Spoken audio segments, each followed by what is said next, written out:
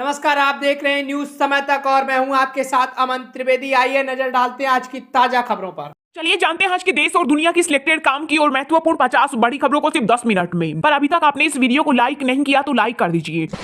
पहलवानों के विरोध के बाद कुश्ती संघ पर चला मोदी सरकार का चाबुक। खेल मंत्रालय ने नए कुश्ती संघ की मान्यता की रद्द। डब्ल्यूएफआई ने ब्रजभूषण के करीबी नवनियुक्त अध्यक्ष संजय सिंह को भी किया सस्पेंड। बजरंग पूनिया बोले पद्मश्री वापस लूंगा। साक्षी मलिक संन्यास के फैसले पर दोबारा करेगी विचार। लोकसभा चुनाव से पहले कांग्रेस में बड़ा फेरबदल। बदले गए राज्यों के प्रभारी प्रियंका से यूपी की जिम्मेदारी ली वापस। हालांकि महासचिव बनी रहेगी। वहीं सचिन पायलट को सौंपा छत्तीसगढ़ का जिम्मा। कई नेताओं को किया गया इधर उधर। जम्मू कश्मीर के अखनूर में ड्रोन से गिराए गए हथियार केस बरामद। रिटायर्ड एसएसपी की गोली मारकर हत्या। आतंकियों ने बारामूला में नमाज पढ़ने के दौरान की फायरिंग। 4 दिन में तीसरी आतंकी वारदात। बीजेपी सांसद ब्रजभूषण बोले मेरा रेसलिंग फेडरेशन से कोई लेना देना नहीं, अब मैं कुश्ती से संन्यास लेता हूं। नड्डा से मुलाकात के बाद प्रेस कॉन्फ्रेंस की। कहा पहलवानों का नुकसान नहीं होना चाहिए। लोकसभा चुनाव 2024 में क्षेत्रीय दलों से सीधे लड़ेगी बीजेपी। मोदी की गारंटी पर होगा फोकस। विपक्ष को मात देने के लिए 50% वोट का लक्ष्य। एनसीपी अध्यक्ष शरद पवार ने गौतम अडानी की तारीफों के बाद पूरी इंडिया गठबंधन के नेता करते रह गए विरोध प्रदर्शन। दरअसल बारामती में एक नए टेक्नोलॉजी सेंटर के निर्माण के लिए अडानी ने 25 करोड़ की मदद की है। इसको लेकर शरद पवार ने उनकी प्रशंसा की है। 2028 में अंतरिक्ष में भारत बनाएगा अपना इंटरनेशनल स्पेस स्टेशन। पृथ्वी का हर रोज लगेगा चक्कर। इसरो चीफ सोमनाथ बोले अगले 5 सालों के भीतर यानी 2028 तक इंटरनेशनल स्पेस स्टेशन के हमारे शुरुआती मॉड्यूल को ऑर्बिट में पहुंचा दिया जाएगा। उपराष्ट्रपति जगदीप धनखड़ ने कांग्रेस अध्यक्ष मल्लिकार्जुन खड़गे को आज शाम 4 बजे अपने आवास पर मिलने बुलाया। चिट्ठी में लिखा विपक्ष ने सदन में जानबूझकर किया हंगामा, यह बताकर आपको शर्मिंदा नहीं करना चाहता। केरल में कोरोना से एक और मौत। 4 दिन में 7 लोगों की गई जान। देश भर में बीते 24 घंटे में 656 नए मामले आए सामने। एक्टिव केस 3000 के पार। दिल्ली वालों के लिए गुड न्यूज, अब बिना राशन कार्ड के मिलेगा सस्ता दाल और आटा। नए साल से योजना की शुरुआत होने के आसार। 3 दिन में सालाना का ग्लोबल कलेक्शन 415 करोड़। रविवार को देश में 70 करोड़ कमाए। 3 दिन में डंकी का डोमेस्टिक कलेक्शन 74.82 करोड़। 5 साल में आए ट्रिपल तलाक के 13 लाख केस। 2018 में लग चुके इस पर रोक। 2023 में 1.5 लाख मुस्लिम महिलाएं फिर भी हुई इसका शिकार। वन नेशन वन इलेक्शन का खाका हुआ तैयार। सहमति बने तो 2029 से लागू करने का प्लान। इसके लिए 2026 तक 25 विधानसभाओं के चुनाव जरूरी। सबसे बड़ी छटनी की तैयारी में गूगल। 30,000 लोगों की नौकरी पर खतरा। नए एआई इनोवेशन के चलते विशेषज्ञ कर्मचारियों की आवश्यकता हुई खत्म। यदि दुनिया में सभी को आगे बढ़ाना है तो हमें एक परिवार के रूप में काम करना होगा। लोकसभा स्पीकर ओम बिरला ने समझाया वसुधैव कुटुंबकम का अर्थ। बोले दुनिया को नेतृत्व देकर भारत दुनिया में बदलाव लाने के लिए काम कर रहा। पंडित धीरेन्द्र शास्त्री बोले जल्द शादी करूंगा। राम मंदिर हिंदुओं की सबसे बड़ी जीत। 22 जनवरी को रसगुल्ला खाकर खूब डांस करूंगा। न कर्फ्यू न दंगा, यूपी में सब चंगा। सीएम योगी आदित्यनाथ बोले कानून से खिलवाड़ करने वाले बक्से नहीं जाएंगे। बारिश के साथ होगा नए साल का आगाज। दिल्ली, यूपी, हरियाणा, राजस्थान समेत उत्तर पश्चिम भारत में बारिश का पूर्वानुमान। नेपाल के जनकपुर में बनाया गया वर्ल्ड रिकॉर्ड। 11,000 स्क्वायर फीट में बनाई राम सीता की तस्वीर। इस दौरान 11 तरह की दाल का किया इस्तेमाल। अब सभी वायरस को कवर करने वाली वैक्सीन की जरूरत। कोरोना के नए वेरिएंट JN.1 को लेकर बोले एम्स के पूर्व निदेशक डॉक्टर गुलेरिया। आईएनएस इम्फाल 26 दिसंबर को कमीशन होगा। ब्रह्मोस और आधुनिक हथियारों से लेस भारतीय नौसेना का पहला वॉरशिप जिसका नाम नॉर्थ ईस्ट से जुड़ा। जो था, जो है और जो रहेगा वह सनातन है। हरिद्वार में बोले आरएसएस प्रमुख मोहन भागवत। कहा समाज को कोई भी चीज भाषण से नहीं आचरण से प्रभावित करती है और सनातन धर्म हमेशा जन कल्याण की बात करता है। ईवीएम है तो सब संभव। शिवसेना सांसद संजय राउत ने की बैलेट पेपर पर चुनाव कराने की मांग। बीजेपी पर साधा निशाना। कहा अगर बीजेपी में साहस है तो उसे सभी संदेशों को दूर करने के लिए ईवीएम के बजाय बैलेट पेपर से चुनाव कराना चाहिए। क्रिसमस से पहले हिमाचल में टूरिस्टों की भारी भीड़। मनाली में लगा 4 से 5 किलोमीटर लंबा जाम। रोहतांग में बर्फ देखने पहुंच रहे लोग। 4 लाख करोड़ के कर्ज में डूबा मध्य प्रदेश। बीजेपी ने वादों को पूरा करने के लिए आरबीआई के सामने फिर फैलाई झोली। तमिलनाडु के नीलगिरी में 0 डिग्री पहुंचा तापमान। जम्मू कश्मीर और हिमाचल में बर्फबारी के आसार। मध्य प्रदेश राजस्थान में कोहरे की वजह से विजिबिलिटी घटी।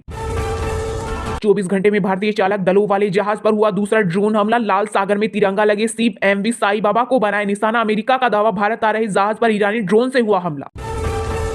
अमेरिका में खालिस्तानियों द्वारा मंदिर में तोड़फोड़ के मामले में भड़के भारतीय मूल के अमेरिकी सांसद। आरोपियों के खिलाफ की कार्रवाई की मांग। मराठा आरक्षण की मांग को लेकर फिर से महाराष्ट्र में बवाल मचने के आसार। मराठा कार्यकर्ता मनोज जारगे पाटिल का बड़ा ऐलान। 20 जनवरी से फिर करेंगे आमरण अनशन। भारतीय महिला क्रिकेट टीम ने रचा इतिहास। ऑस्ट्रेलियाई टीम को पहली बार टेस्ट में हराकर दी शिकस्त। भारत के लिए स्मृति मंधाना, जेमिमा रोड्रिगेज, रेणुका सिंह और स्नेहर राणा का शानदार रहा प्रदर्शन। खिलाड़ी प्रैक्टिस करे, WFI प्रमुख कौन, इससे क्या मतलब। भाजपा सांसद रमेश बिधूड़ी बोले पहलवान किसी के हाथ की कठपुतली न बने। यात्रियों के लिए जरूरी खबर, विकास कार्य चालू होने के कारण उत्तर से लेकर दक्षिण तक रेलवे के अलग अलग जोन से बड़ी संख्या में ट्रेनों को किया कैंसिल। यूपी बिहार के हिंदी भाषी लोग तमिलनाडु में आकर टॉयलेट और सड़क साफ करते हैं। डीएम के सांसद दयानिधि के विवादित बोल, कहा अंग्रेजी बोलने वालों को आईटी कंपनियों में मिलती है नौकरी। वहीं बीजेपी ने इंडिया गठबंधन से पूछा कब लिया जाए एक्शन। WFI सस्पेंड का फैसला अच्छा, द्रोणाचार्य अवार्डी महावीर फोगाट बोले स्टेट बॉडीज के भी हो चुनाव, इनमें बाहुबली ब्रजभूषण के आदमी। वहीं WFI सस्पेंशन पर बोली साक्षी मलिक, मेरी चिंता नए एथलीटों को लेकर, सरकार से कोई लड़ाई नहीं। छत्तीसगढ़ के सीएम विष्णुदेव साय ने पीएम मोदी और केंद्रीय मंत्रियों से की मुलाकात, बोले डबल इंजन की सरकार होने से विकास के कामों में आएगी तेजी। दिल्ली हाईकोर्ट का बड़ा फैसला, का संविधान के अनुच्छेद 21 के तहत कैदियों को संतानोत्पत्ति और माता पिता बनने का मौलिक अधिकार। छत्तीसगढ़ में घोषणा पत्र में किए गए वादों को निभाने के लिए बीजेपी सरकार बना रही रणनीति, 100 दिन के अंदर होगा काम। इसके लिए मुख्य सचिव अमिताभ जी ने अधिकारियों के साथ की बैठक। इस बार उत्तराखंड में होगी शीतकालीन चारधाम यात्रा, 27 जनवरी से शंकराचार्य करेंगे शुरुआत। मध्य प्रदेश में कोरोना से बचाव की तैयारी हुई तेज, सभी स्वास्थ्य केंद्रों पर फीवर क्लिनिक फिर से शुरू करने का फैसला। चलिए अब जानते हैं जो आम आदमी के काम की और फायदेमंद खबरें हैं उनको विस्तार से। पर इससे पहले अभी तक आपने इस वीडियो को लाइक नहीं किया तो लाइक कर दीजिए।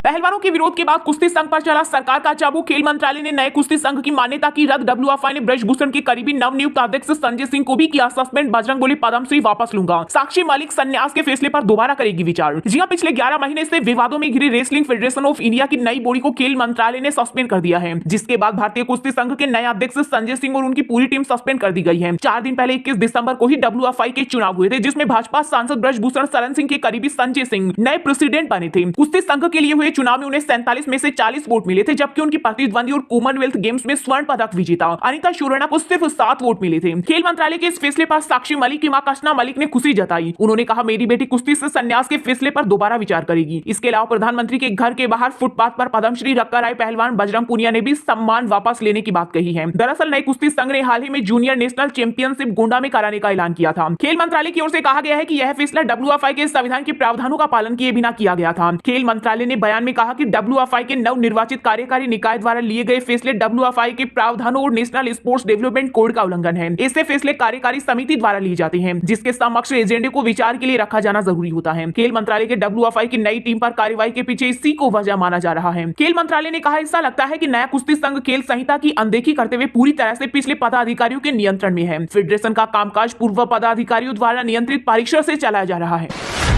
लोकसभा चुनाव 2024 में क्षेत्रीय दरों से सीधे लड़ेगी भाजपा, मोदी की गारंटी पर होगा फोकस, विपक्ष को मात देने के लिए 50% वोट का लक्ष्य। जी हां, लोकसभा चुनाव की तैयारी में जुटी भाजपा ने सत्ता की हैट्रिक मारने के लिए रणनीति बनानी शुरू कर दी है। दिल्ली में 2 दिवसीय बैठक में प्रधानमंत्री नरेंद्र मोदी ने संगठन के प्रमुख नेताओं से पार्टी का वोट प्रतिशत 10% बढ़ाने की दिशा में जुटाने को कहा। पिछले लोकसभा चुनाव में भाजपा को 37% वोट के साथ 303 सीटें मिली थी। दूसरी ओर विपक्षी गठबंधन इंडिया के एक प्रत्याशी के फॉर्मूले से निपटने के लिए पार्टी ने उन राज्यों में भी मजबूत और सीधी लड़ाई का फैसला किया जहां पार्टी कमजोर स्थिति में है। इनमें खासतौर पर दक्षिण भारतीय राज्य शामिल हैं। वहीं बैठक के दूसरे दिन गृह मंत्री अमित शाह ने प्रदेश अध्यक्षों और प्रभारियों को 2019 के मुकाबले 10% या ज्यादा वोट हासिल करने का लक्ष्य दिया। उन्होंने कहा विपक्षी गठबंधन भाजपा के खिलाफ 1-to-1 प्रत्याशी उतारने की रणनीति पर काम कर रहा है, इसलिए हमें 50% से अधिक वोट हासिल करना होगा। वहीं सूत्रों ने बताया कि शाह ने चुनाव में संगठन के महत्व को रेखांकित किया और कहा पार्टी को इतनी बड़ी जीत मिलनी चाहिए कि विपक्ष उसे चुनौती देने से पहले कई बार सोचे। पिछले आम चुनाव में भाजपा ने 17 राज्यों और केंद्र शासित प्रदेशों में 50% के आसपास वोट हासिल किए थे। बैठक में इस बार यूपी में पिछली बार से 10, पश्चिम बंगाल में 5, ओडिशा में 2, तेलंगाना में 4, तमिलनाडु में 16, केरल में 6, आंध्र प्रदेश में 10 सीट ज्यादा जीतने का लक्ष्य रखा गया है। इसके लिए भाजपा ने सभी प्रदेश अध्यक्षों और प्रभारियों को निर्देश दिया है कि वो भाजपा के विकसित भारत संकल्प यात्रा से लोगों को जोड़ें और उन्हें केंद्र की सभी स्कीमों से अवगत कराएं।